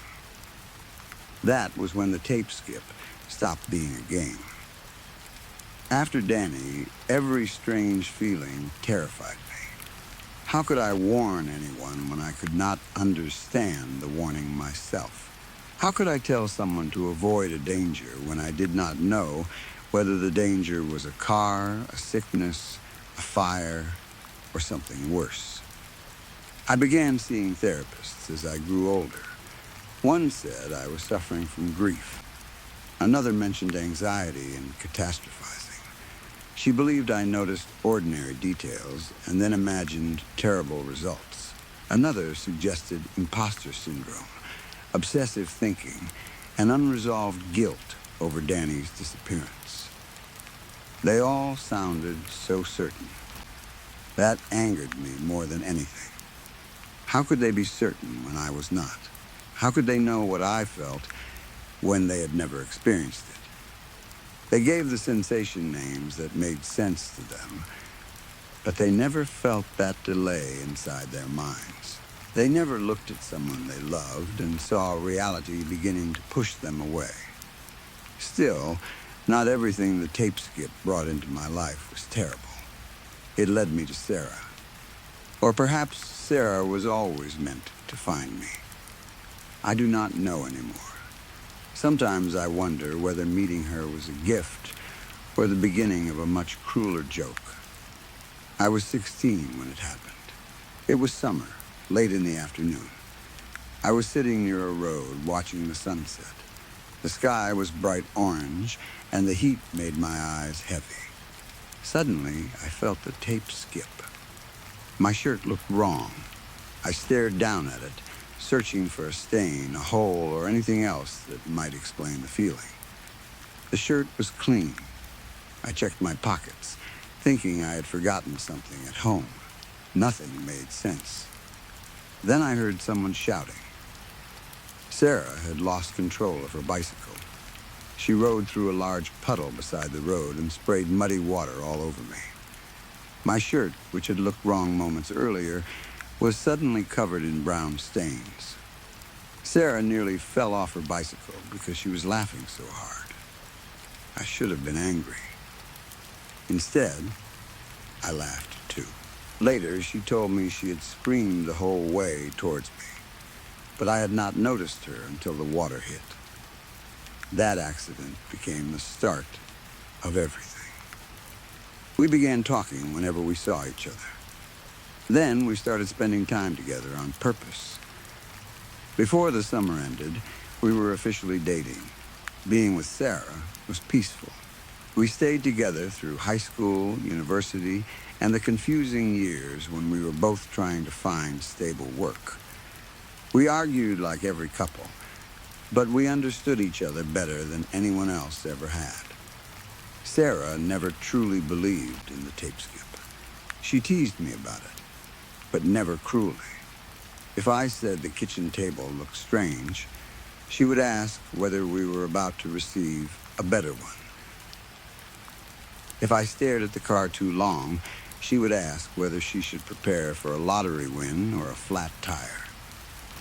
With her, the curse became easier to carry. I could sense when arguments were coming. I sometimes knew I had said something wrong before she reacted. The uncertainty inside me helped me pay attention to her moods. Sarah gave me something the tape skip never could. Clarity. For years, I thought I had finally found peace. Then one morning, I looked at my wife and felt the most wonderful tape skip of my life. Something around her stomach looked different. There was no visible change. Her body looked exactly the same as it had the day before, yet I knew. I wrapped my arms around her and began crying. Sarah laughed and asked what was wrong. "You're pregnant," I said. She told me I was being ridiculous. A few weeks later, after I continued insisting, she agreed to see a doctor. She was pregnant. Our daughter Melissa was born months later. I had never been happier. From the day we brought her home, I could not stop watching her. At first, I told myself I was simply being a protective new father. The truth was that I was searching for signs. I examined her face, her blankets, her toys, and the walls around her crib. I was terrified that she might one day look the way Danny had looked. But for years, she seemed perfectly safe. Melissa became my whole world. I loved her laugh. I loved the way she pretended to become invisible by covering her eyes with both hands. I loved our imaginary tea parties, where she served me empty cups and became angry if I did not pretend to drink. I read stories to her every night. We visited the zoo, parks, and museums. She held my finger while we walked and asked more questions than I could answer. Sarah and Melissa were the reason I continued living with the curse. Then I saw it. The wrongness. Melissa looked exactly as Danny had looked before the camping trip. The tape skip around her was stronger than anything I had ever experienced. I wanted to tear out my own eyes. I told Sarah immediately, something is going to happen to Melissa. Sarah stopped smiling. I explained that we needed to watch her constantly. She could not leave our sight. She could not play outside alone or go anywhere without one of us. At first, Sarah tried to calm me. She said we could be more careful. She agreed to check the locks and keep a closer eye on Melissa during trips. But nothing she did felt like enough. I began sleeping beside Melissa's bedroom door. I followed Sarah and our daughter whenever they left the house. I called the school repeatedly to make sure Melissa was still there. When Sarah took her to the park, I watched them from across the road. The tape skip never disappeared. It only grew worse. Soon, Sarah stopped trying to comfort me. She became angry whenever I mentioned it. Our conversations turned into arguments. The arguments turned into shouting. "You're frightening her," Sarah told me. "I'm protecting her. You're following her everywhere. Because something is going to happen. You don't know that. But I did know. I simply did not know what. No one understood. They could not see what I saw. The therapist said I was becoming obsessive. They said Danny's disappearance had created a fear that I was placing onto my daughter. They were wrong. I could feel reality changing around Melissa. I became certain that if I watched closely enough, I could prevent it. I should have saved Danny. Perhaps I should have followed his family to the campsite. Perhaps I could have stopped him from becoming lost. I would not fail Melissa in the same way. After the first year, Sarah refused to speak about the tape skip anymore. She kept things from me. She changed passwords and stopped telling me where she planned to take our daughter. Melissa became distant. She no longer ran to hug me. Sometimes she hid when I entered the room. That broke my heart, but I understood. Sarah was teaching her to fear the only person capable of protecting her. By the time Melissa was 6, I barely saw her. Sarah took her away from me. She doomed our daughter. She claimed I was dangerous, but she was the one putting Melissa in danger. Sarah could not see the wrongness. She did not have the curse. She could not protect our child from something she refused to believe existed. The lawyers did not listen. The judge did not listen. Even the people in the jury looked at me as if I were some kind of monster. Everyone was against me. They spoke about restraining orders, threatening behavior, and an incident outside Melissa's school. They acted as if standing near a school to watch my own daughter was a crime. They said I had frightened teachers. They said I had tried to take Melissa. I was only trying to save her. They gave me pills. Then they gave me a uniform to wear. They placed me in this room and locked the door. They call it treatment. I call it a prison.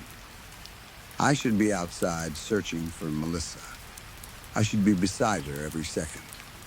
Instead, I am trapped behind a window while people who cannot see the future decide what is best for her. But something has changed. I can feel it again. The metal bars across my window look wrong. For days, they have seemed out of place. When sunlight touches them, my mind skips. When the guards walk past, I look at the bars and feel that familiar itch. Soon, they will not be there. I do not know how or why. Perhaps there will be a fire. Perhaps someone will make a mistake. Perhaps I will finally find the strength to remove them myself. Whatever happens, my time here is ending. I am ready to take my chances. I do not know where Sarah has taken Melissa, but I will find them. I will protect my daughter, even if she no longer remembers that she needs me. And if anyone reading this understands the wrongness I have described, never tell anyone about it. Do not speak to doctors. Do not tell your family. They will not believe you. They will call it anxiety, delusion, trauma, or some other harmless word. Then they will take away everything you love and lock you somewhere like this. Keep the tape skips to yourself. But perhaps one day we will find each other. Maybe there are others like us. Maybe we can help one another understand what the changes mean before it is too late. I have learned a few things over the years. I could give you some advice. The most important lesson is that when someone you love begins to look wrong, never let them out of your sight, not even for a second. And if you are reading this, Mom, thank you for the phone. I still do not know how you managed to hide it inside this place. You always believed me when no one else did. You are my hero. The night guard will come past my room soon, so I have to finish this now. I can hear his keys in the hallway. The bars look stranger than ever. Something is about to happen. This time, when reality skips, I will be ready. Story 5. I woke up for no clear reason. There was no loud sound, no nightmare, and no sudden movement in the room. One second I was asleep, and the next I was awake, staring toward the window beside my bed. The blinds were raised. Pale moonlight spilled through the glass and stretched across the floor in a weak silver line. It was not bright enough to light the whole room, but it gave shape to the furniture. I could see the edge of my desk, the chair beside it, and the dark outline of the laundry basket near the wall. The ceiling fan turned slowly above me. Its soft, steady hum filled the room with white noise. Other than that, the apartment was silent. I did not feel afraid at first. I was still half asleep, lying on my side with my face toward the window. Without moving much, I looked to my right. My alarm clock sat on the nightstand only a few inches from my face. The glowing red numbers showed that it was some time after 3 in the morning. I cannot remember the exact time. It might have been 3:14. It might have been 3:40. I only remember the first number clearly. 3. That always seemed important afterward. My phone was lying beside me on the mattress. I had fallen asleep while watching videos, and the application had continued playing them automatically until the battery died. I reached up without turning over and picked it up. The screen was black. I pressed the power button several times. Nothing happened. I grabbed the charging cable from the nightstand and connected it. The cable felt loose, but I thought the phone had begun charging.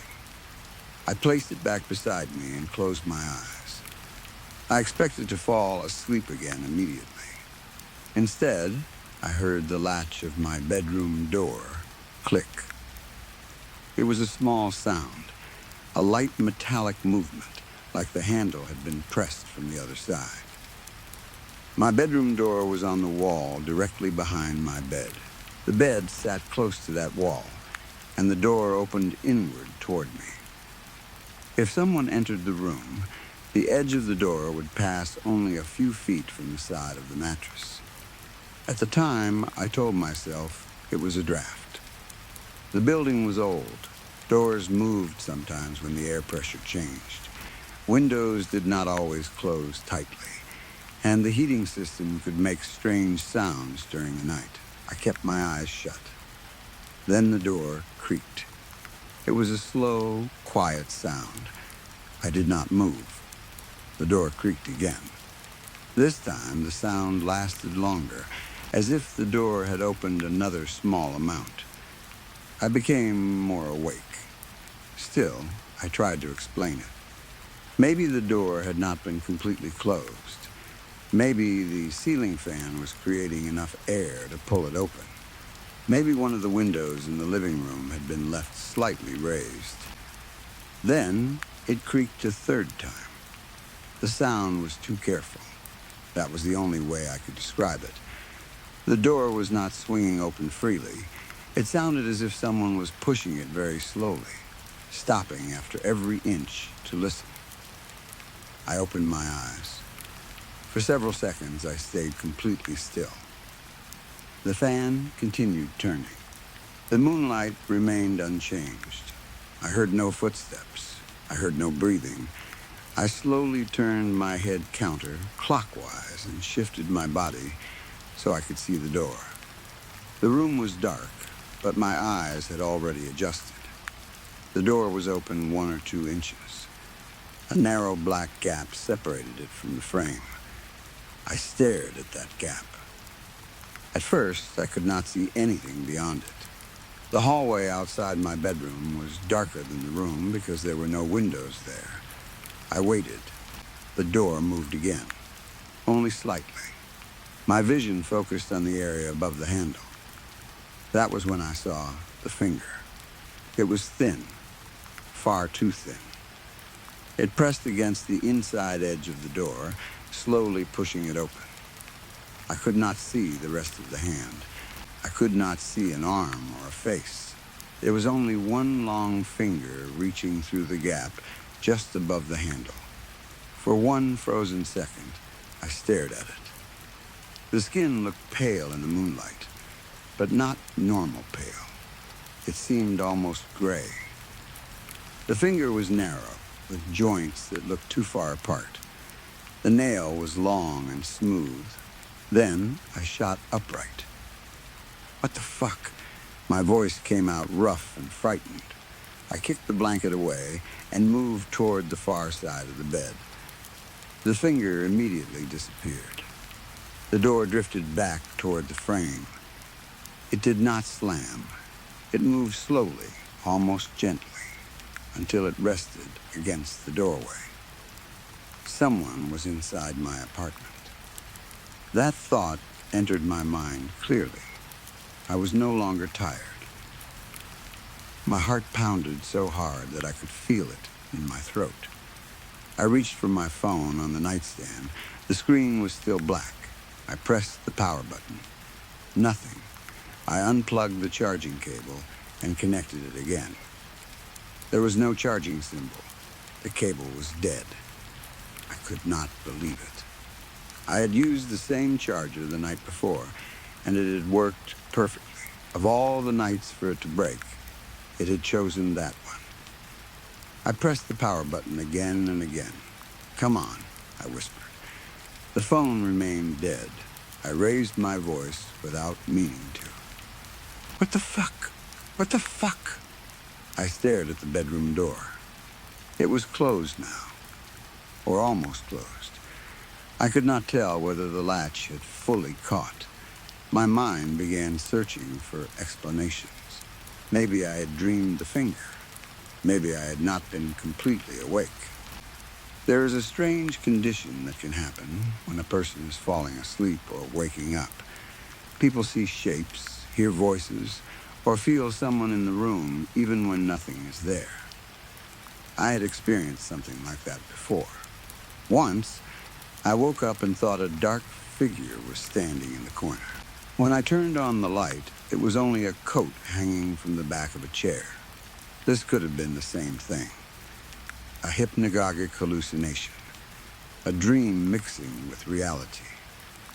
I repeated those words in my head because they sounded calm and scientific. Then, from the far end of the apartment, I heard my front door shut.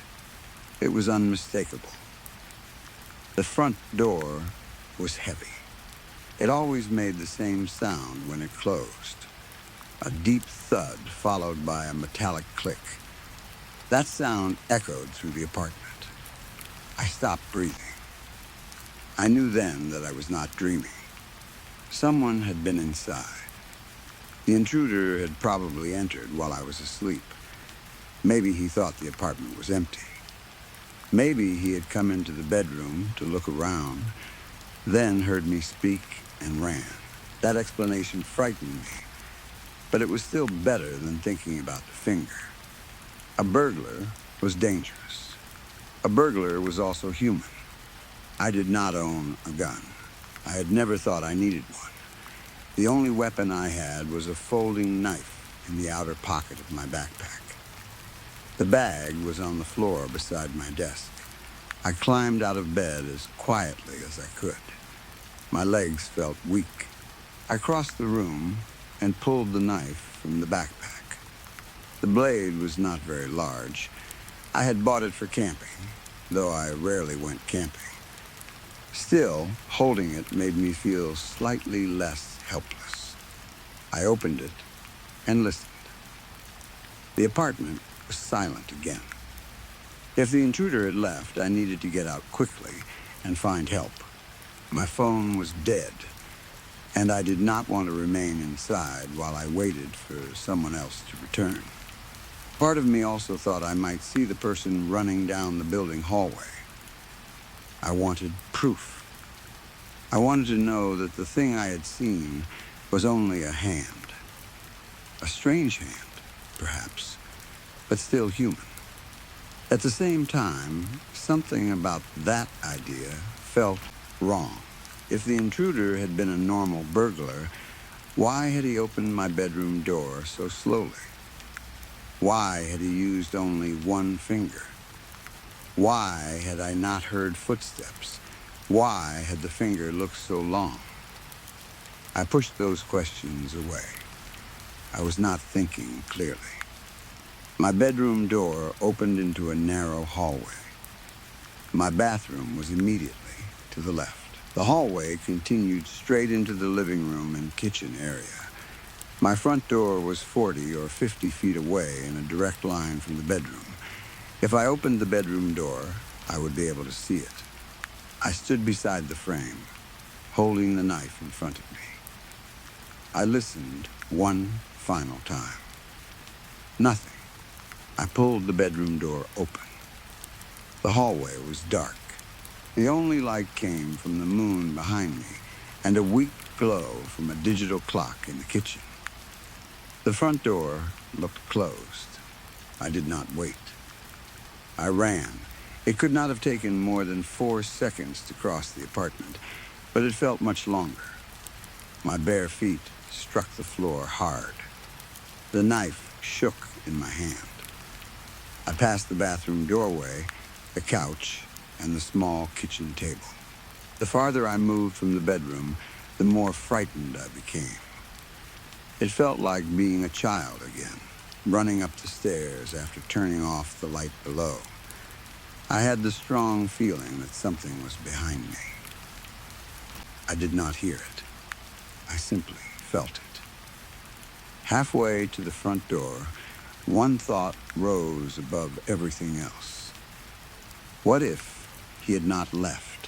What if the sound of the front door had been meant to make me think he had gone? What if he was still inside the apartment, watching me run? I reached the door. I grabbed the handle, turned it, and pulled. The door did not move. I pulled harder. Still nothing. For one confused moment, I thought someone was holding it closed from the other side. Then I looked up. The deadbolt was locked. Locked from inside. I stared at it. If the intruder had left through that door, how had he locked it after leaving? The lock could only be turned from inside the apartment. There was a keyhole on the outside, but I had not heard anyone using a key. Besides, the heavy thud click had happened only seconds earlier. I stood there with the knife raised, unable to understand. Did I imagine everything? I whispered. My voice sounded too loud in the quiet apartment. Maybe I had heard another door in the building. Maybe a neighbor had come home. Maybe the finger had been part of a dream. I wanted to believe that. Then something creaked behind me. It came from the bedroom. I did not turn around. I unlocked the deadbolt, pulled the front door open, and threw myself into the building hallway. The hallway lights were always left on at night. Their yellow glow was ugly, but at that moment, it felt safer than sunlight. I grabbed the outside handle and pulled the apartment door toward me. I wanted to shut it quickly and run. I pulled hard. Then I released the handle and started toward the stairs. My apartment was on the 3rd floor. The stairwell was at the end of the hallway to the right.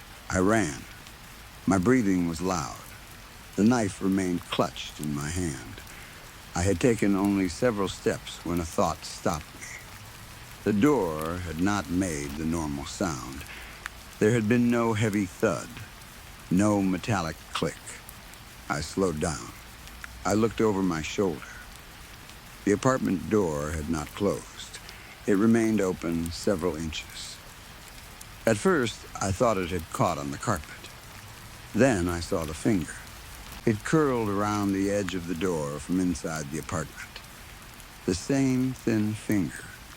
It was holding the door open. I could see it clearly under the hallway light. The skin was smooth and pale gray.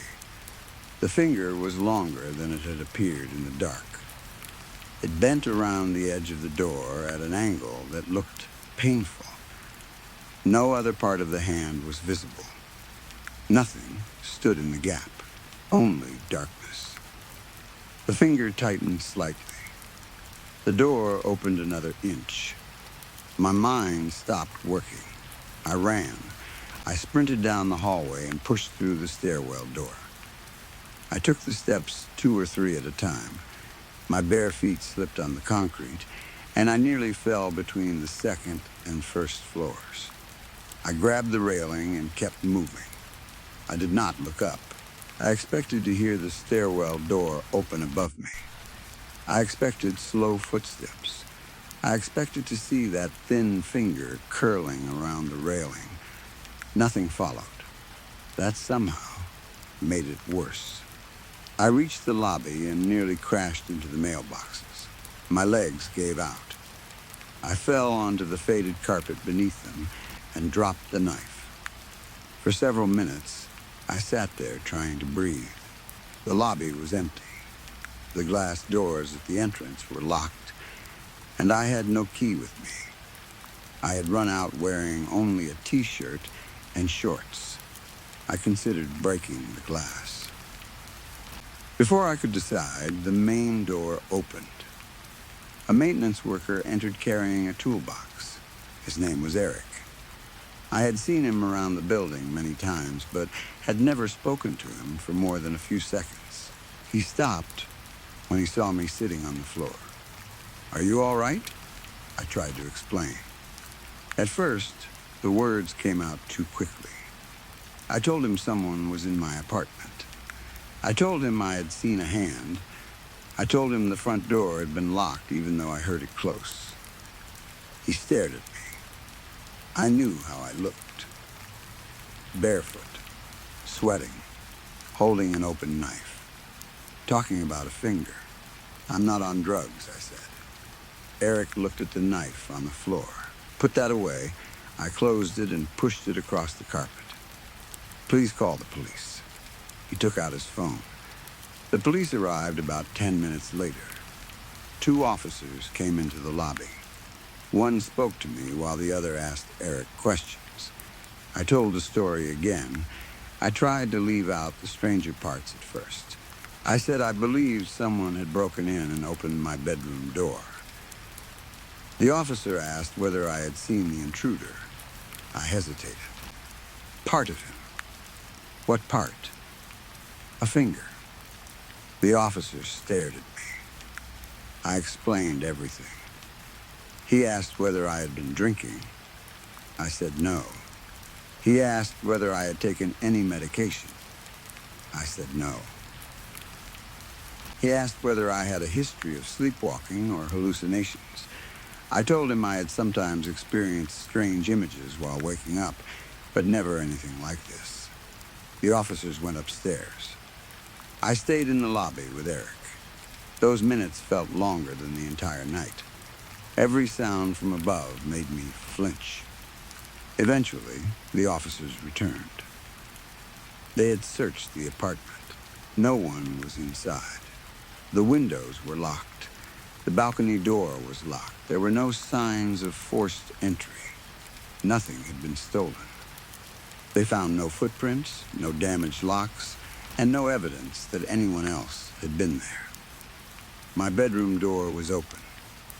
My front door was still slightly ajar when they arrived. One officer suggested that I might have pulled it too quickly and prevented it from closing properly. I asked whether they saw anything holding it.